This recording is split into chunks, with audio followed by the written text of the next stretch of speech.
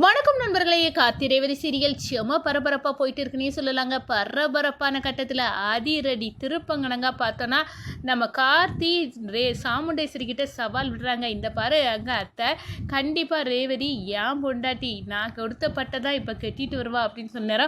போடா அங்கிட்டு, என் பொண்ணை பற்றி எனக்கு தெரியாதுல்ல, அதை கெட்டவே மாட்டா அப்படின்னு சவால் விடுறாங்க. ஆனால் நம்ம கார்த்தி சொன்னது நடந்துட்டு நம்ம ரேவதி நம்ம கார்த்தி எடுத்து கொடுத்த பட்டு புடவையில் வராங்க. இதை பார்த்து அரண்டு போகிறாங்க சாமுண்டேஸ்வரி. அதோட அம்மா, எனக்கு இந்த வளையல் என் கையில் சேர மாட்டேங்குதம்மா அப்படின்னு சொன்னாங்க. நான் ட்ரை பண்ணேன் ரேவதி அப்படின்னு சடார்னி ரேவதி கையில் வளையலை மாட்டி விட்டுறாங்க. இதை பார்த்து நம்ம சாமுண்டேஸ்வரி வெறுப்பேறாங்க. மருது, டேய் நீ உன் பொண்டாட்டி மேலே அவ்வளோ அட்வான்டேஜ் எடுத்துக்கிடல, உனக்கு எங்கே தொட்டா இப்போ வலிக்கும் அப்படின்னு எனக்கு தெரிஞ்சுட்டுது. ரேவதியை நான் கண்டிப்பாக அவளுக்கு வீடியோ நான் எடுக்க போகிறேன்.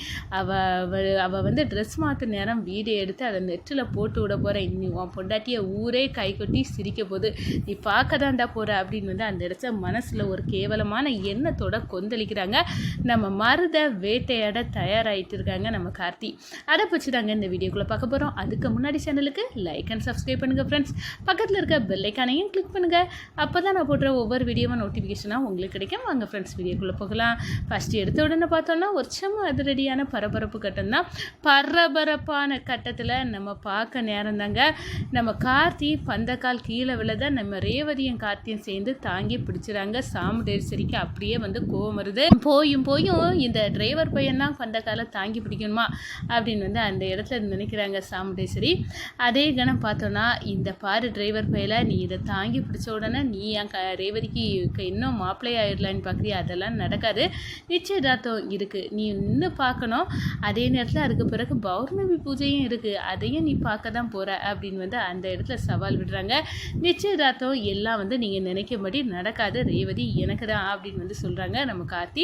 ஒரு கட்டத்தில் ரேவதிக்கு புடவை எடுத்துகிட்டு வந்திருக்காங்க நம்ம கார்த்தி. இந்த பாருங்கள், நிச்சயதார்த்தம் உங்களுக்கு அப்படின்னு சொன்னீங்களா, நான் அதுக்காக உங்களுக்கு இந்த புடவையை கிஃப்ட் பண்ணேன் அப்படின்னு சொன்னோன்னே, நம்ம கார்த்தி கொடுத்த புடவை உடுக்கணும் அப்படின்னு ரேவதி உள் மனசில் தோணியாச்சு. ஆனால் நம்ம சாமுண்டேஸ்வரிக்கு ஒரு வீண் அரட்டு கௌரவம். அந்த இடத்துல நம்ம ராஜாவை பார்த்து, நீ கொடுத்த புடவையை என் பொண்ணு கெட்டுவானியான்னு நினைக்கிறேன், கெட்ட மாட்டா, எனக்கு என் பொண்ணை பற்றி தெரியும் அப்படின்னு சொல்லுறேன். இல்லைங்க, நிச்சயமாக உங்கள் பொண்ணு நான் கொடுத்த புடவை தான் கெட்ட போகிறாங்க அப்படின்னு அந்த இடத்துல நம்ம கார்த்தி சொல்லிட்டு வெயிட் பண்ணுறாங்க.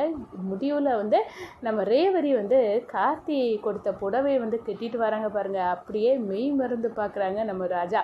ஒரு கட்டத்தில், அம்மா இந்த வளையல் எனக்கு சேர மாட்டேங்குது அப்படின்னு வளையலை அந்த புடவையோடு கெட்டிக்கிட்டு நம்ம ரேவதி காட்ட நேரம், கொடுங்க நான் போட்டு விடேன் அப்படின்னு நம்ம ராஜா ரெண்டு கையிலையும் ரேவதிக்கு வளையலை போட்டு விடுறாங்க.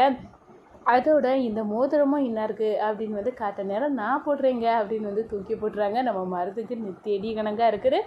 அவர், இதே உனக்கு எங்கே அடித்தா வலிக்கும் அப்படின்னு தெரிஞ்சுட்டு, இப்போ என்ன நீ அடித்தலை, என் முகத்தில் இருக்க கோலத்துக்கு நீ தானே காரணம். அதே இது உனக்கு நான் அடிக்காமல் போனாலும் உனக்கு நான் உனக்கு மரண அடி தர மாதிரி ஒரு வழி உண்டுன்னா, ரேவதி துணி மாற்றக்கூடிய வீடியோவை நெட்டில் போட்டு விட போகிறேன்.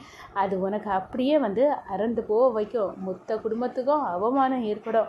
இதனால் நீ துடிப்பலடா, எங்கள் கேங்கையாக நீ பிடிக்கணும்னு நினச்ச, உனக்கு நெத்தியடி கொடுக்க போகிறேன் அப்படின்னு மருந்து ஒரு கீழ்த்தரமான எண்ணத்தோடு இருக்கு.